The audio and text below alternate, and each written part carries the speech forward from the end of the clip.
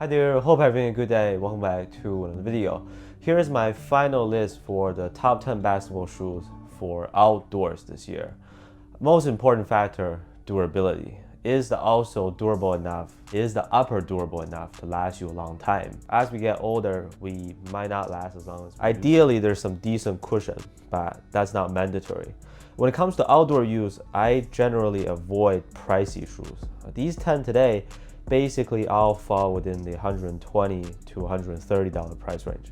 Budget shoes and older beaters from your indoor rotation, those are always nice, low maintenance options. These are not ranked in order this time, from 1 to 10 or 10 to 1, but instead we're gonna split it into two halves. So the first 5 shoes will almost be like outdoor specialty shoes. Then I'll include 5 great performers on an indoor court that are also great for outdoor use, if that makes sense. Also, I'll let you know which shoes to avoid in the end. Keep in mind that this is an outdoor list. We're specifically focusing on shoes for rough court conditions. So it is very different from the indoor meta or best overall performance this year based on my experience.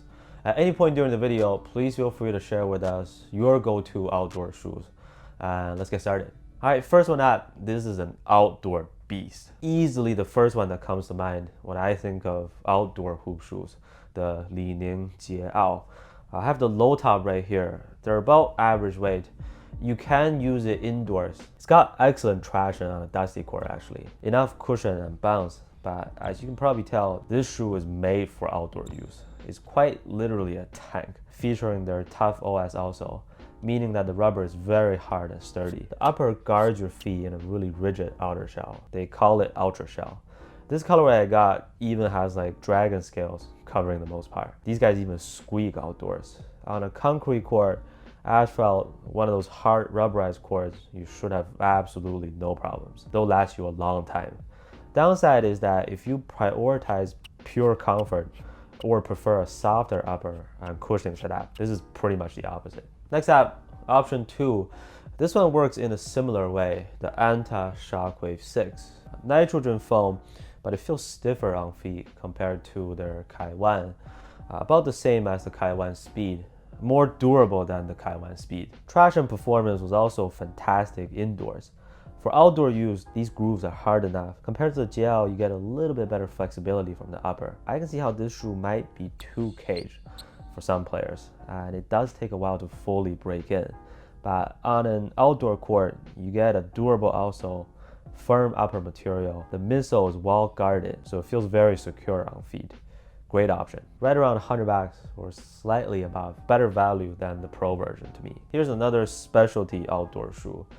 When I think of Asics basketball shoes, their durability has usually been trash. Like the outsole can wear down pretty easily under heavy usage. But, a big but, a few months ago they made a shoe that's purposely designed for outdoor courts, the Gel-Fastblaze.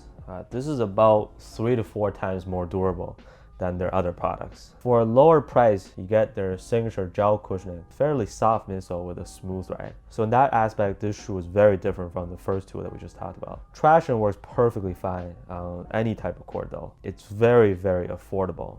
Well below $100 for sure in most places. The only thing that sucks is the availability, but in case you can find it and you want to get a super comfortable experience on a dirty court, for example, go with the Gel-Fastblaze, their most ideal option for outdoors to this date. Now let's shift over to Adidas. They usually make pretty good options for outdoors, especially compared to Nike in my opinion. Here I want to suggest an underrated pick. Budget friendly, of course, and that is their Ownthegame 3.0 with a retail price of only $70.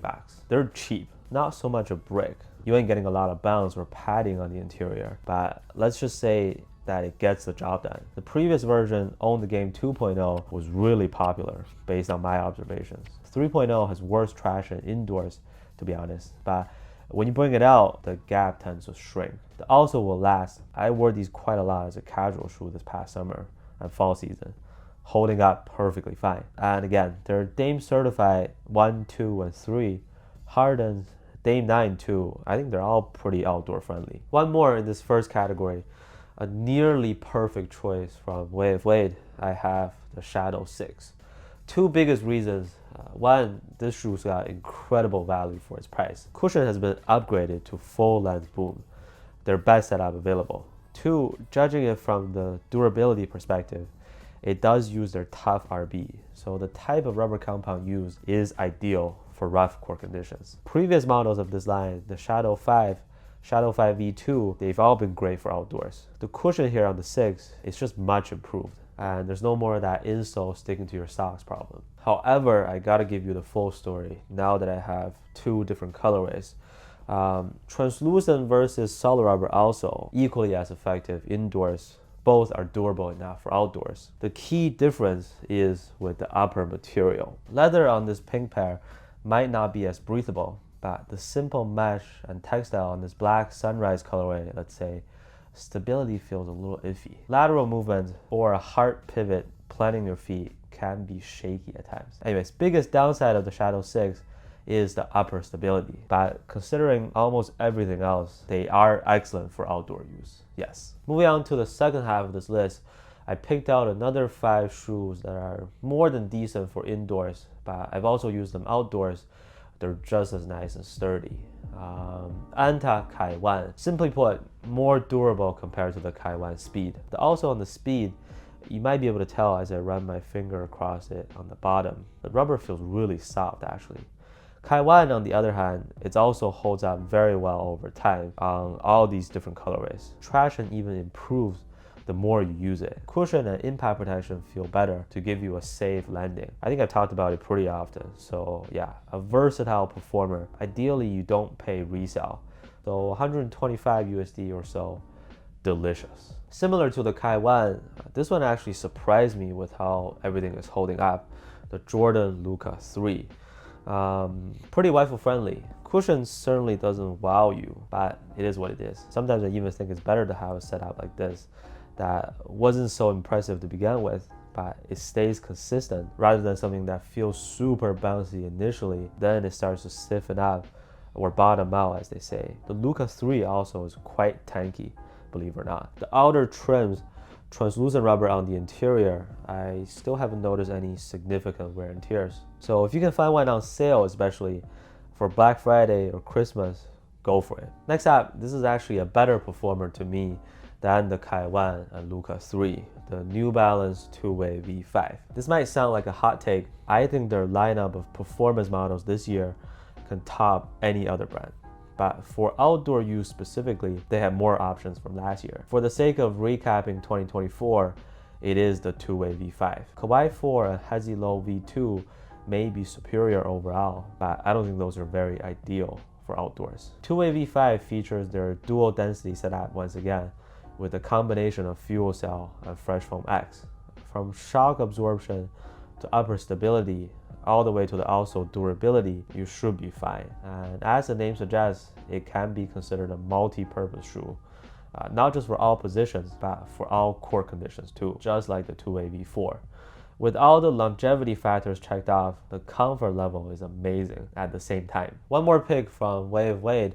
Their basketball shoes are mostly outdoor friendly. For this one, we're going back to their cheapest shoe released around the start of summer, the Wade Flash. I'll keep it short. For $99 and additional discounts that you might see, value and durability are impressive.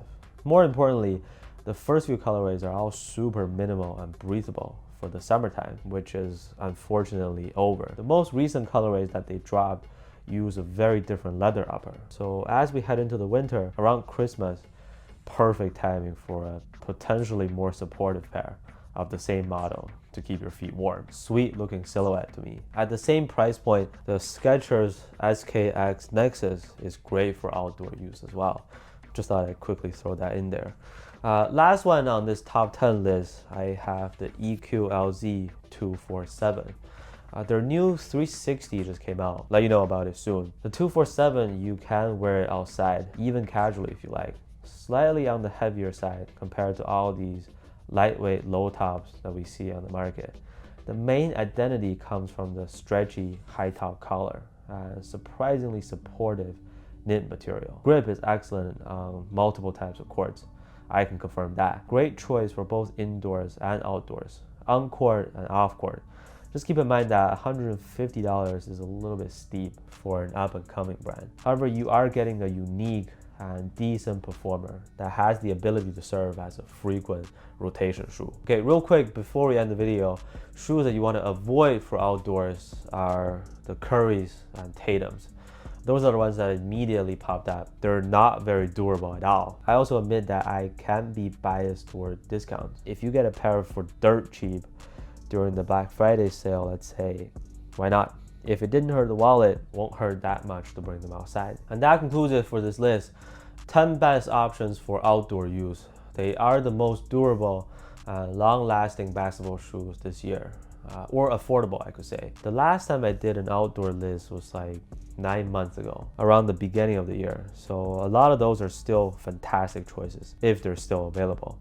Owl City 12, the regular version, Fission 9, Skechers First Hezi Low, and 2WXY V5 from New Balance. I just don't know if you can still find them. We're approaching the very end of 2024, so the next time I update on this list is probably gonna be spring season of next year. Here we already had a snowstorm yesterday, so no more outdoor hoops for a while during the winter. Anyways, yeah, comment down your picks, any durable basketball shoe that you recommend to us.